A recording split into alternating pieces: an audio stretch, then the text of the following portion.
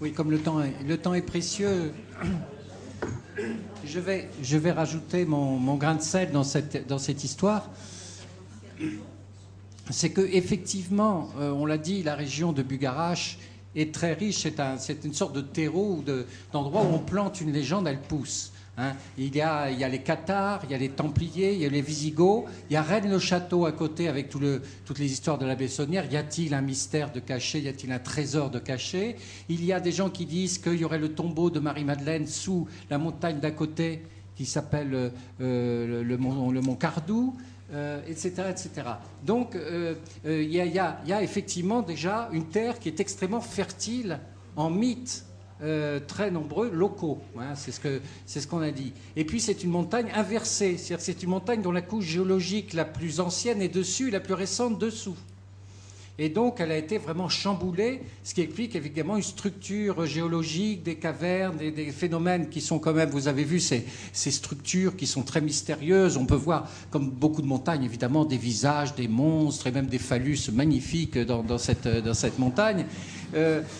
Donc, c'est déjà quelque chose d'attirant. Et effectivement, d'une manière magnétique, nous, on y est monté. La première fois que j'y suis monté, les deux semelles de mes chaussures se sont décollées, l'une après l'autre. Donc, ça veut dire que les extraterrestres vivent à la petite semelle ou alors qu'ils font monter une cordonnerie. Je ne suis pas la seule, j'ai découvert sur Internet que d'autres personnes s'étaient arrivées. Donc, il y a une énergie qui détruit le néoprène ou quelque chose comme ça. Donc, et les boussoles, là-haut, perdent le nord. Effectivement, quand vous avez des boussoles électroniques, elle dit qu'il faut la régler. Mais ces phénomènes électromagnétiques, c'est naturel. Enfin, je veux dire, il n'y a rien de surnaturel. Mais on peut tout de suite se demander pourquoi, qu'est-ce qui se passe, etc., etc. Donc, c'est d'ailleurs ce qui a fait qu'en montant sur la montagne avec Maurice et mon ami, quand ça nous est arrivé, on a remis l'histoire dans le bouquin. D'ailleurs, notre héros perd ses semelles dans la montagne, ce qui va lui provoquer beaucoup d'ennuis. Donc, il y a des phénomènes locaux. Et puis, il y a quelque chose dont on n'a pas parlé, qui est quand même tout le mythe de 2012. C'est la rencontre, ce qui se passe actuellement, c'est la rencontre de mythes locaux avec l'énorme mythe de 2012, qui lui vient d'ailleurs, qui vient des États-Unis, qui vient du New Age, des hippies, et de l'intérêt qu'on a porté aux civilisations sud-américaines à un moment donné, il y a une trentaine d'années, donc visiter les Aztèques, les Mayas, etc. Et des gens ont cru découvrir un calendrier dit Maya, qui est en cercle et qui est un calendrier à base de cycles, des cycles courts, des cycles longs, etc.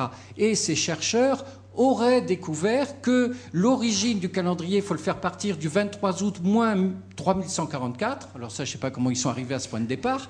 Et qu'à partir de ce point de départ, quand on déroule les cycles, on arrive pile au 21 décembre 2012. Là, c'est pas difficile si on calcule bien le départ. Toujours est-il que ce calendrier Maya serait, en fait, fondamentalement pour les ésotériques, il montre la fin d'un monde, la fin d'un cycle, un nouveau cycle de vie.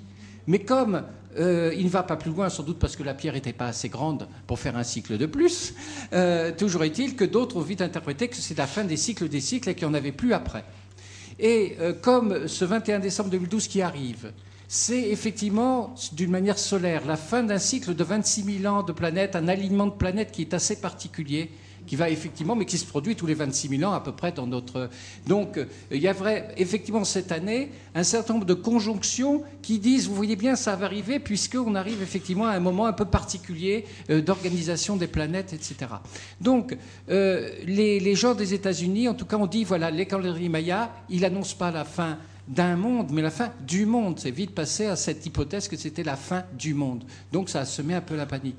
Et il y a un film qui a enfoncer le clou, qui est le fameux film 2012, un grand film catastrophe qui est sorti il y a 3-4 ans, et qui, lui, évidemment, a complètement amplifié le buzz, puisque sur tous les écrans du monde et de radio, on a vu 2012 avec l'image d'un cataclysme absolu. Et je crois que ce film, évidemment, a énormément contribué à ancrer dans l'esprit que 2012 pouvait effectivement être une date terrible. Alors, il y a à la fois donc ce mythe, vous voyez, amplifié par un film, amplifié par des idées qui se polarisent, et tout le monde va trouver des raisons de dire, vous voyez bien, puisqu'il va arriver ceci. Alors, la NASA a été obligée de faire des vidéos pour démentir qu'on allait être télescopé par la planète Nibiru, prévue par une ancienne civilisation. Alors, plus la NASA dément, plus les théoristes du complot disent, vous voyez bien, ils démentent, donc c'est que c'est vrai. Et plus la préfecture et plus les autorités diront il ne se passera rien à Bugarache, plus les gens diront oh là là, c'est qu'on nous cache quelque chose. On ne nous dit pas tout. Donc vous voyez, ces phénomènes sont très difficiles à déminer Parce que, et le maire lui-même, après avoir dit effectivement au début, ah, tout le monde va arriver, oh là là, c'est ça d'ailleurs qui nous a mis la puce à l'oreille, c'est là-dessus qu'on est parti visiter Bugarache et qu'on a écrit le roman, parce qu'on a entendu le maire qui disait ça. Après, il a dit, tout le monde commençait, non, non, il se passera rien, on s'est trompé. Puis maintenant, il y a une théorie Maya qui dit qu'ils se sont trompés, ils ont découvert un nouveau calendrier, et ça va se finir bien plus tard. Et donc, c'est complètement remis en question. Mais chacun, du coup, croira ce qu'il veut, puisqu'on en est qu'à la 184e annonce de fin du monde depuis la fin de l'Empire romain. Donc, déjà cette année, quand on regarde de près les sites ésotériques, on a raté au moins 3 fins du monde. Hein. Il y en avait une qui devait arriver à l'occasion des Jeux Olympiques, une autre, enfin bon. Donc c'est annoncé toutes les 4 matins. Toujours est-il que le phénomène Bugarache, en dehors de ce qu'ont dit ces messieurs, ça se télescope, c'est un point de rencontre avec ce grand mythe de 2012. Et c'est pour ça que ça prend toute cette ampleur. J'ajoute à ce que vient de dire juste une incidence. Il faut voir qu'en plus, ça tombe dans une période, si vous voulez, très très particulière. Nous sommes dans un monde en crise où le désespoir, l'absence d'espoir est quand même assez terrible.